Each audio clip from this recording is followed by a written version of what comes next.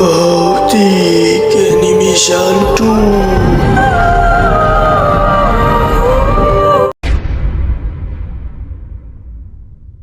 ভৌতিক অ্যানিমেশন 2-তে সবাইকে সুস্বাগতম। এইবার আমি আপনাদের একটা গল্প বলবো। এই গল্পটি পাঠিয়েছেন বাংলাদেশ থেকে এমডি আফেল।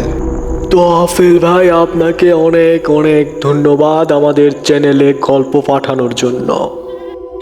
তো চলুন কথা না বাড়িয়ে শুরু করা যাক। একদিন আফেল সাহেব অফিসে কাজ করছিল। হঠাৎ তার একটা বন্ধুর কথা মনে পড়ে যায়। তার কথা ভাবতে ভাবতে বাড়িতে চলে আসে। তো সন্ধ্যাবেলা রাতের খাবার ছেড়ে সে ঘুমিয়ে যায়। রাত তখন হবে হয়তো 4টার দিকে। সে একটা স্বপ্ন দেখে যে তার বন্ধু তাকে ডাকছে। আফেল সাহেব তার বন্ধুকে অনেক ভালোবাসতো। অনেক ছোট থেকেই তারা একসাথে বড় হয়েছে। তারা একদম নিজের ভাইয়ের মতো আপনজন ছিল। সে ঠিক করে যে সে ওই গ্রামে যাবে এবং গিয়ে তার বন্ধুকে সারপ্রাইজ দেবে। একদিন পর তার বন্ধুর বাড়িতে যাওয়ার জন্য রওনা হয়ে যায়। তো সে এক সময় রেল স্টেশনে গিয়ে পৌঁছে যায়। একটু দাঁড়াতেই ট্রেনটি চলে আসে। তারপর সে ট্রেনে উঠে পড়ে। তার বন্ধুর গ্রামে যাওয়ার জন্য ছটফট করতেছে। মনে হয় যে এখনই তার বন্ধুর গ্রামে গিয়ে পৌঁছেবে। অবশেষে তার গ্রামের রেল স্টেশনে পৌঁছে যায়। ট্রেন থেকে নেমে দেখলাম যে ট্রেনের রেল স্টেশন গোটায় ফাঁকা, কোনো মানুষ নেই, কোনো কিছু নেই। কেমন যেন রেল স্টেশনটা ফাঁকা ফাঁকা লাগতেছে, মানে গা ছমছমে ব্যাপার আর কি। হঠাৎ যেন গাটা শিরশির করে উঠল। সামনে একটু যেতেই দেখলাম যে রাহুল দাঁড়িয়ে আছে। রাহুলকে বললাম যে বহুদিন পর তোর সাথে দেখা, কেমন আছিস বন্ধু? অপরদিকে রাহুল বলল যে একদম আমি ভালো নেই রে, কতদিন পর দেখা তোর সাথে। ওই সেই তোর বাবার সঙ্গে গেলি, আর তো ফিরে গেলি না। অপরদিকে আফেল বলে যে এই তো তোকে দেখার জন্য আসলাম। তনে আর কথা বাড়াবো না, চল বাড়িতে চল। হ্যাঁ হ্যাঁ চল, বাড়িতে চল। আমি কিছুক্ষণ হাঁটার পর বাড়ির কাছে, মানে বাড়ির সামনে যেতেই রাহুল বলল যে ভাই তুই একটু আমাদের বাড়িতে আগে যা, আমি পিছে আসতেছি, একটা কাজ সারে আমি চলে আসব। তাহলে আমি আর কোনো কথা বলিনি, সোজা তার বাড়িতে চলে আসলাম। তো তার বাড়িতে এসে দেখলাম যে বাড়িটা একদম ফাঁকা, কেউ নেই। কেমন যেন প্রাণহীন ব্যাপার, প্রাণহীন বাড়িটি দাঁড়িয়ে আছে। তারপরে আমি তার বাবা মাকে অনেক ডাকলাম, ডাকার পরেও কোনো উত্তর পেলাম না। তো আমার চিৎকার শুনে ওই পাশ থেকে একটা বুড়ো এবং মুরব্বী লোক বের হয়ে আসলো, খোক খোক করে। লম্বায় হতে পারে 6 ফিট, খালি গায়ে, পরনে মধ্য শুধু একটা ছেঁড়া গামছা পরে আছে। সে এসে বলল যে কে বাবা তুমি, এত রাতে কাকে খুঁজছ? তারপর আফেল বলল যে চাচা আমি রাহুলদের বাড়িতে এসেছি, তাছাড়া সবাই কোথায় গিয়েছে? বুড়ো লোকটি মোটা কণ্ঠে বলল যে বাবা তোমার নাম কি? আফেল বলল যে আমার নাম আফেল, আমাকে চিনতে পারেননি চাচা? আমি তোমাদের রাহুল। কি তুমি রফিকুলের ছেলে রাহুল? হ্যাঁ চাচা। আর যে তুমি ঢাকায় থাকো? হ্যাঁ চাচা, আমি ঢাকায় থাকি। ও শোনো তাহলে, তুমি ঢাকায় যাওয়ার 1 মাস পর তোমার বন্ধু রাহুল তোমার চিন্তা করতে করতে ভাত পানি সব ছেড়ে দিয়েছিল, কোনো কিছুই খেত না।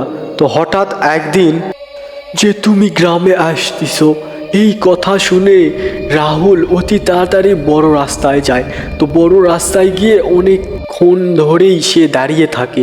তো দাঁড়িয়ে থাকার পরে হঠাৎ কিছু ডাকাত দল তাকে হামলা করে ফেলে।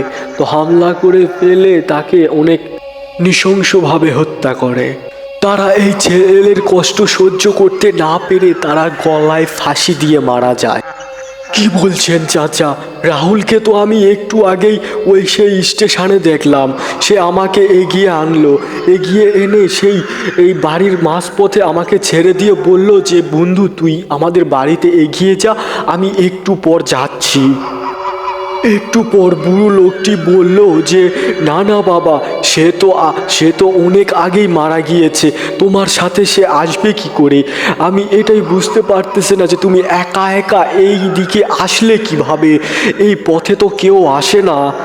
তারপর বুড়ো লোকটি বলল যে তুমি তো যখন এসেই গিয়েছ তো আর কি করবে, আমার বাড়িতেই না হয় থাকো কয়দিন, থেকে তারপরে তুমি শহরে চলে যেও। না না চাচা, এই রাহুলকে যে মেরেছে তা আমি একটাও ছাড়বো না, এর রহস্য উদ্ঘাটন করেই যাব এখান থেকে। কি হয় দেখি তো, আমার আর টাউনে যাওয়াই লাগবে না, আমি এখানেই থাকবো। আচ্ছা চাচা, তুমি কি রাহুলের কবরস্থানটা আমাকে দেখিয়ে দেবে? আমি একমাত্র ওই কবরস্থান দেখতে চাই, আমার রাহুলের কবরস্থান দেখতে চাই। তুমি আমাকে একটু দেখাবে প্লিজ, আমার অনেক কষ্ট হচ্ছে। তারপর আমি সেই কবরস্থানে চলে যাই, আমার রাহুলের কবরস্থানের পাশে গিয়ে আমি মনে মনে বলি যে রাহুল, তুই না একটু আগে আমাকে রেল স্টেশনে আনলি, এখন তুই কোথায় গেলি? চলে আয়, কোথায় আসিস তুই? চলে আয়, তাড়াতাড়ি আয়, আমার মনটা ছটফট করতেছে তোকে দেখার জন্য। কোথায় আছিস তুই? তাড়াতাড়ি চলে আয় ভাই, আমি অনেক কষ্ট পাচ্ছি ভাই, তুই চলে আয়। একটু পর কবরস্থানের ভিতর থেকে একটা কথা ভেসে এলো যে আফেল ভাই আমার, শোন, তুই অনেক দিন পর এসেছিস, তোকে আমি এই ঝামেলার মধ্যে জড়াতে চাই না ভাই, তুই প্লিজ এখান থেকে ফিরে যা তুই ভাই, তুই ফিরে যা রে, তুই ফিরে যা। না রে রাহুল, আমি যাব না, তোকে যে মেরেছে তাদেরকে আমি জেলের ভাত না খেলিয়ে আমি এখান থেকে এক ধাপও যাব না, তোকে আমি বলে রাখলাম। এখন আমি এখান থেকে চলে যাচ্ছি ওদেরকে খুঁজতে, তুই থাক এখানে, শান্তিতে থাক। তারপর রাহুলের বাড়ির পাশে যে পশ্চিমে যে জঙ্গলটা আছে, ওই জঙ্গল বরাবর হাঁটতে লাগলাম। দেখলাম যে মিটমিট করে একটা আলো জ্বলছে, লালচে কালার। তারপর আমি ওই আলো বরাবর গেলাম, গিয়ে দেখতেছি যে কয়টা ডাকাত শাবল আর চাকু মাকু এবং পিস্তল নিয়ে দাঁড়িয়ে আছে। আমি মনে মনে ভাবলাম এরাই সেই লোক হতে পারে যে আমার রাহুলকে মেরেছে। তারপর আমি একটা বট গাছের নিচে দাঁড়িয়ে যাই যে তাদের কোনো কথা শুনতে পাই নাকি। তো হঠাৎ ওই ডাকাত দলের প্রধান বলতেছে যে 1 মাস আগে যেই ছেলেটিকে আমরা মারলাম সেই ছেলেটি আমাদের সামনে এসে দাঁড়িয়ে থাকে, অনেক ভয় দেখায়। তারপর আমি তাদের মুখোমুখি হই, ভয়ে বলি যে ডাকাত শোনো, তুমি যদি এই পাপের প্রায়শ্চিত্ত করতে চাও তাহলে আমার বন্ধুর কবরস্থানের পাশে তোমাকে যেতে হবে, তাহলেই তুমি এই পাপের প্রায়শ্চিত্ত করতে পারবে। তারপর ডাকাত দল বলে যে হ্যাঁ, আমরা পাপের প্রায়শ্চিত্ত করতে চাই, তোমার বন্ধুর কবরস্থান কোথায়? চলো আমাদেরকে নিয়ে চলো, তাড়াতাড়ি নিয়ে চলো, আমরা পাপের প্রায়শ্চিত্ত করতে চাই। চলো তাহলে আমার পিছে পিছে তোমরা চলে এসো। একটু পর আমরা সেই ডাকাত দলকে নিয়ে সেই রাহুলের কবরস্থানের পাশে গিয়ে দাঁড়িয়ে গেলাম। দাঁড়িয়ে যাওয়ার পর ডাকাত দল বলে যে রাহুল, তুমি আমাদের মাফ করে দাও, আমাদের ক্ষমা করে দাও, আমার ভুল হয়েছে, এরকমটা আর কোনো দিন কোনো লোকের এবং কোনো মানুষের সাথেই করব না।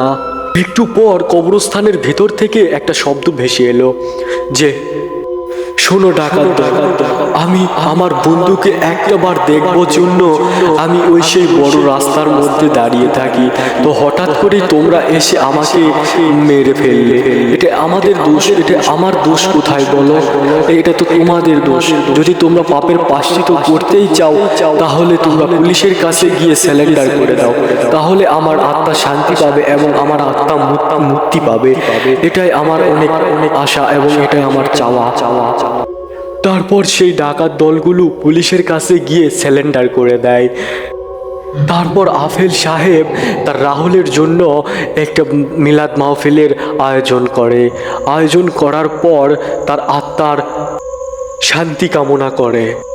তারপর আফেল সাহেব এগুলো সব করার পরে তার শহরে আবার সে ফিরে চলে আসে। তো গাইস, গল্পটি যদি ভালো লেগে থাকে তাহলে অবশ্যই লাইক, কমেন্ট, শেয়ার এবং চ্যানেলটি সাবস্ক্রাইব করবেন। ধন্যবাদ সবাইকে। আর যারা যারা গল্প পাঠাতে চান তারা আমাদের এই কমেন্ট বক্সে একটি ছোট কমেন্ট করে যান, আমি রিপ্লাই দেওয়ার চেষ্টা করব ইনশাল্লাহ। ভালো থাকবেন সবাই, আল্লাহ হাফেজ। দেখা হচ্ছে পরের একটি ভিডিওতে।